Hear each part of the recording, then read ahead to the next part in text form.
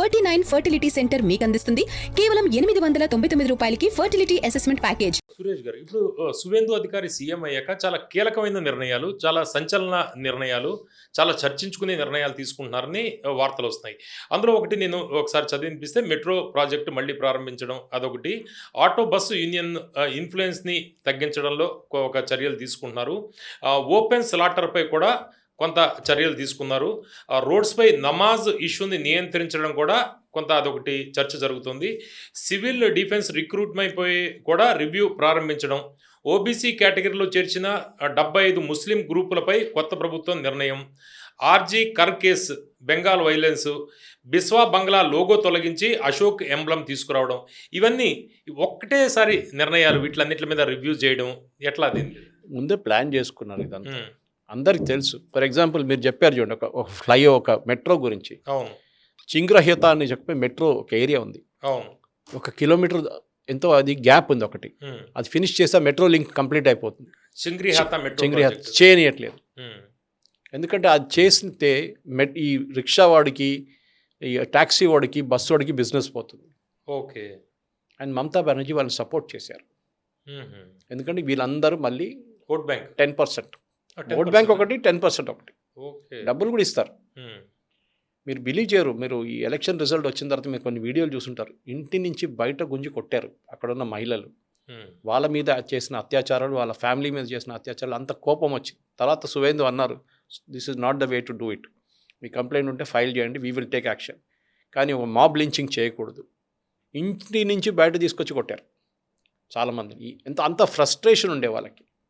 సందేశ్ ఖాళీలో జరిగిన రేప్స్, ఎన్నో అమ్మాయిల్ని రేప్ చేశారు ఈ టీఎంసీ కౌన్సిలర్స్. అది కూడా ఒకటే రిలీజన్ నుంచి. హోటల్ తీసుకొని అక్కడ రూములు తీసుకొని రేప్ జరిగింది అక్కడ. దాని అన్నిటికీ సెకండ్ ఫేజ్లో ఇప్పుడు వస్తుంది పవన్ గారు చూడండి. ఇదంతా కాకు నెక్స్ట్ ఫేజ్లో ఎంక్వైరీ వస్తుంది. ఇదంతా బయటపడుతుంది. ఆర్జీ కార్ ఆల్రెడీ కల్కటా హైకోర్టు నిన్న కొత్త ఆర్డర్ ఇచ్చారు. ఇప్పుడు దాకా కల్కటా హైకోర్టు కూడా నిద్రపోయారు ఆర్జీ కార్ మీద, ఎందుకంటే స్టేట్ గవర్నమెంట్ సపోర్ట్ చేయట్లేదని చెప్పి. ఇప్పుడు కొత్తగా సిబిఐ దగ్గర స్పెషల్ ఎస్ఐటి ఫామ్ చేసి ఎవరెవరు కల్కటా పోలీస్ ఆఫీసర్స్ ఈ కేసుని వీక్ చేశారో, ఈ కేసులో ఉన్న ఎవిడెన్స్ తీసేశారో వాళ్ళందరినీ మీరు అరెస్ట్ చేసి ఇంటరోగేట్ చేయండి అని చెప్పారు. ఎందుకంటే సీన్ ఆఫ్ అఫెన్స్ అక్కడ బ్లడ్ మార్క్స్ కానీ మిగతా అన్ని నీళ్ళు పోసి క్లీన్ చేసేసారు.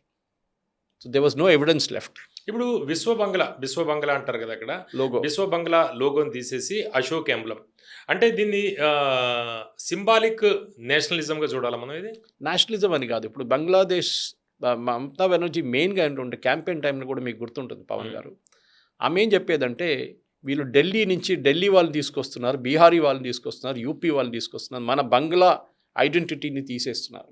ఓకే, ఆత్మగౌరవం అనేది. కానీ అక్కడున్న ప్రజలు అది రిజెక్ట్ చేశారు. ఆమె మీ ఫిష్ సర్వ్ చేయనియరు, మటన్ తినేరియను. ఇప్పుడు సువేందు అధికారి వాళ్ళ గవర్నమెంట్ మన దగ్గర 5 రూపాయలు అన్నం పెడుతున్నట్లని అక్కడ ఫిష్ కర్రీ ఇస్తున్నారు 5 రూపాయలకి. అది పెద్ద ఒక బడ్జెట్ చేసిన ప్రచారం అనేది నిజంగా. చూడండి మేము ఇస్తున్నాం, మీరే చెప్పారు కదా మేము ఫిష్ తినేయమని చెప్పేసి. ఎవరన్నారు? ఎందుకంటే బెంగాల్లో ఫిష్ అనేది ఒక వెజిటేరియన్ ఫుడ్, అక్కడ నాన్ వెజ్ కాదు, ఫిష్. బ్రాహ్మిన్స్ కూడా తింటారు. సో ఈవెన్ పెళ్లికి అమ్మాయి పెళ్లి చేసి ఇంటికి వచ్చినప్పుడు మనం బియ్యం పెడతాం చిన్నది గిన్నె, దాన్ని తొక్కి ఆమె లోపలికి వెళ్తుంది కదా కొట్టింది. అక్కడ ఫిష్ పెడతారు, దాని మీద తొక్కి లోపలికి వెళ్తారు. సో ఫిష్ అనేది వాళ్ళ పార్ట్ ఆఫ్ లైఫ్. ఇన్ఫ్యాక్ట్ మా కేరళకి వెస్ట్ బెంగాల్కి చాలా స్ట్రాంగ్ కనెక్షన్స్ ఉంది. కమ్యూనిజం, ఫిష్, ఇదంతా కాకుండా. కానీ ఇక్కడ మెయిన్ ప్రాబ్లం ఏమొచ్చిందంటే ఈ ఒక బంగ్లా ఐడెంటిటీని మీరు కొట్టేస్తున్నారు, వీళ్ళు బీజేపీ వాళ్ళు తీసేస్తున్నారు. దాన్ని సువేందు అధికారి హస్ షోన్ ద వే. ఆమె ఈవెన్ ఒక ఫుట్బాల్ స్టేడియం బయట ఒక లోగో కూడా ఆమెనే డిజైన్ చేసింది, అది కూడా తీసేశారు ఇప్పుడు. సో ఇట్లాంటి చాలా పనులు మమతా బెనర్జీ చేశారు. పెయింటింగ్లు అమ్మింది. ఆమె పెయింటింగ్ చూస్తే నవ్వుతారు ఎవరైనా. లక్షలు కొనుక్కున్నారు ఎవడో. మన దగ్గర ప్రియాంక గాంధీ కొనుక్కున్నట్ల మన ఈయన ఒక పెద్ద బిజినెస్ మ్యాన్ పెయింటింగ్ కొనుక్కుంది ఆమె. అది ఒక పెద్ద స్కామ్ అది. కానీ ఇప్పుడు అది సువేందు అధికారి ఇప్పుడు ప్రధానమంత్రిని కలిశారు నిన్న ఢిల్లీలో. As we record this program నిన్న కలిశారు. 39,000 కోట్ల ప్రాజెక్ట్ అప్రూవ్ అయింది. దీంట్లో మన్రేగా ప్రాజెక్ట్స్ ఉంది, దీంట్లో అక్కడ కొన్ని ఇన్ఫ్రాస్ట్రక్చర్ డెవలప్మెంట్కి ఆగిపోయిన projects. Okay, and times of India front పేజ్లో ఉంది ఇవాళ. అండ్ దెన్ అఫ్ కోర్స్ చాలా మటుకు ఇంపార్టెంట్ అక్కడ ఆయుష్మాన్ భారత్ కూడా ఇంప్లిమెంట్ చేయబోతున్నాం. ఈమె ఆపెట్టారు అదంతా. అక్కర్లేదు, మాకు ఇన్సూరెన్స్ ఉంది, మేము చేపిస్తాం, మేము ఆయుష్మాన్ భారత్ని రానియం. ఇక్కడ ఎందుకు? ఎక్కడో దాంట్లో మోదీ గారి ఫోటో కనిపిస్తే ప్రాబ్లం అవుతుంది కదా. అంటే డబుల్ ఇంజిన్ సర్కార్ వల్ల లాభం ఏంటనేది చూపిస్తున్నారు. మమతా బెనర్జీ ఇండియా కూటమి, ఇప్పుడు బీజేపీ అక్కడ గవర్నమెంట్. మీరు అక్కడ వెళ్తే, నేను ఒక 9 సంవత్సరాల ముందు అక్కడ వెళ్ళాను లాస్ట్, మీకు బాధ అనిపిస్తుంది చూస్తే. It is India's capital. ఒక టైంలో భారత రాజధాని ఉండేది.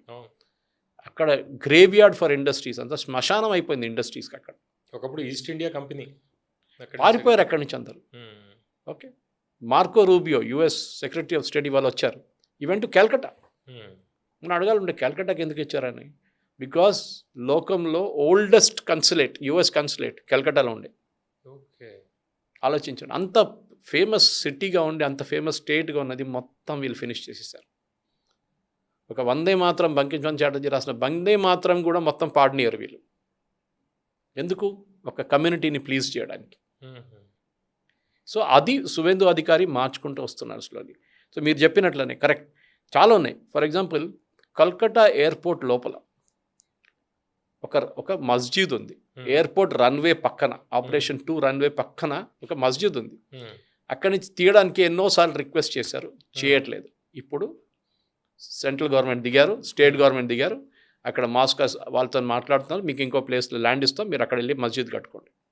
బికాస్ సుప్రీంకోర్టు జడ్జ్మెంట్లో ఉంది రామ్ జన్మభూమిలో, masjid is not an essential part of Islam. మీరు ఎక్కడైనా మస్జిద్ కట్టుకోవచ్చు, మన గుడిలా కాదు. గుడికి మనం ఒకసారి గుడి ఎక్కడ పెడితే ప్రాణప్రతిష్ఠ చేసి అక్కడి నుంచి మూవ్ చేయలేము దేవుడిని, దేవి అని ఎవరినైనా కానీ. విగ్రహం అక్కడే ఉంటుంది. వీళ్ళకి అది కాదు. Masjid is not essential part of Islam, so can construct somewhere else. అదొకటి. ఎందుకు చేయలేదండి ఇన్ని రోజులు? అది మీరు అడగవచ్చు ఆ ప్రశ్న. వందే మాత్రం వెస్ట్ బెంగాల్లో ఆల్మోస్ట్ క్లోజ్ టు 7 లక్షల మంది పిల్లలు 614 మద్రసాలు చదువుతారు. ఓకే, ఆలోచించండి. వాళ్ళకి ఇప్పుడు స్టేట్ గవర్నమెంట్ మొత్తం రెస్ట్రిక్షన్ తీసుకొచ్చి అక్కడ వందే మాత్రం పొద్దున మీరు పాడాలని చెప్పి, అది కూడా ఫుల్ వందే మాత్రం.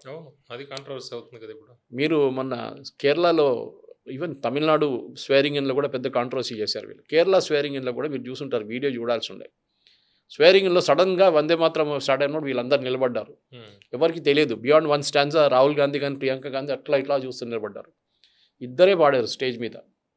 వట్ వాస్ గవర్నర్ ఆర్లేకర్, ఆయనకి ఆర్ఎస్ఎస్ బ్యాక్గ్రౌండ్ ఉంది. Next was Deepa Das Munshi, AICC in-charge for Kerala, ఆమె బెంగాలీ. ఆమె మొత్తం she was also singing. So Bangladesh, మన బంగ్లా అనగానే ఒక కల్చరల్ ఐకాన్, అది మనం డినై చేయలేము. రవీంద్రనాథ్ ఠాగూర్ నుంచి బంకించంద్ర చాటర్జీ, లిటరేచర్ చాలా పవర్ఫుల్ ఉండే. సత్యజిత్ రే, బిమల్ రాయ్, ఇట్లాంటి చాలా మటుకు ఫిల్మ్ మేకర్స్ అక్కడి నుంచి వచ్చారు. It is a great place. కానీ Shantiniketan, I have gone to Shantiniketan, నేను you feel really proud of it as an institution. కానీ ఆ కల్చర్ అనేది మొత్తం ధ్వంసం చేసి తీసుకొచ్చారు. ఇప్పుడు దాకా అబ్సల్యూట్ నథింగ్ చేసేసారు వీళ్ళు. ఏమని అంటే మా కల్చర్, మా బెంగాలీ కల్చర్ అంటే, మీరు ఏం చేశారు ఆ కల్చర్ని? ఒక వందే మాత్రం మొత్తం పాడనీయట్లేదు మీరు. ఎందుకు? ఏదో ఒక కాంగ్రెస్ సెషన్లో డిసైడ్ చేశారంట. మీ కాంగ్రెస్ వాళ్ళు డిసైడ్ చేయడానికి ఎవరండి ఇది? It should be decide by the government of India, not Congress. Of course ఆ టైంలో కాంగ్రెస్ ఉండే, గవర్నమెంట్ రాలేదు ఇంకా. It was I think 5 years before independence, ఒక 10 సంవత్సరాల ముందు. వాళ్ళు డిసైడ్ చేశారంట, ఓ మొత్తం పాడక్కర్లేదు, ఇంత పాడుతుందా? Sorry, we will sing the full one. దాంతోపాటు అక్కడున్న ఈ ముల్లాలకి, మద్రసాలు నడిపిస్తున్న వాళ్ళకి జీతంలు ఇస్తుండే గవర్నమెంట్ వైపు నుంచి. అదంతా ఆపేశారు. వక్ఫ్ బోర్డు కావాలంటే డబ్బులు ఇస్తారు, ఇక్కడి నుంచి డబ్బులలో క్రిటిసిజం రాకుండా ఉండడానికి ఈవెన్ పురోహితులు కూడా ఆపెట్టారు. ఈ మా దగ్గర గేమ్ ఆడింది, పురోహితులు కూడా మేము ఇస్తామని చెప్పి. దాని డెఫినేషన్ లేదు. ఎవరు పురోహితుడు, టెంపుల్ సైజ్ ఏంటి? మన దగ్గర పురోహితులకి అసలు డబ్బులు లేనిది చిన్న చిన్న గుడులు, రోజుకి 50 రూపాయలు కూడా రాదు వాళ్ళకి. విలేజెస్లో ఎక్కడెక్కడ ఉంటుంది, పల్లెటూరు. పెద్ద గుళ్ళకి డబ్బులు మస్తు ఉంటుంది, ప్రాబ్లం లేదు. వాళ్ళ దేవస్వం బోర్డో, వాళ్ళ దగ్గర ఎండోమెంట్స్ బోర్డో ఏదో ఉంటుంది, నడిపించుకుంటారు. అది కూడా చేయడానికి కూడా ఇబ్బంది అవుతుంటుంది. సో ఇక్కడ ఉన్న దాంట్లో ఇప్పుడు అది కూడా స్టాప్ చేసేసారు. తర్వాత చూద్దాం, రివ్యూ చేద్దాం. As of no money for mullahs. అంటే మీ మస్జిద్లో కాల్ ఫర్ ప్రయర్ చేసే ముజ్జాన్ ఆయన ఉంటాడు, ఆయనకు డబ్బులు స్టేట్ గవర్నమెంట్ వైపు నుంచి. ఓకే, సురేష్ గారు, ఇప్పుడు ఆర్జీ గారి కేసు కావచ్చు, లేకపోతే బెంగాల్ వైలెన్స్ కావచ్చు, ఇవన్నీ కూడా రీఓపెన్ చేయడం అనేది ఒక పొలిటికల్ అడ్వాంటేజ్గా తీసుకోవట్లేదా? జస్టిస్ ఉండాలండి ఎవరైనా కానీ. న్యూరంబర్గ్ ట్రయల్స్ అని మీరు వినుంటారు.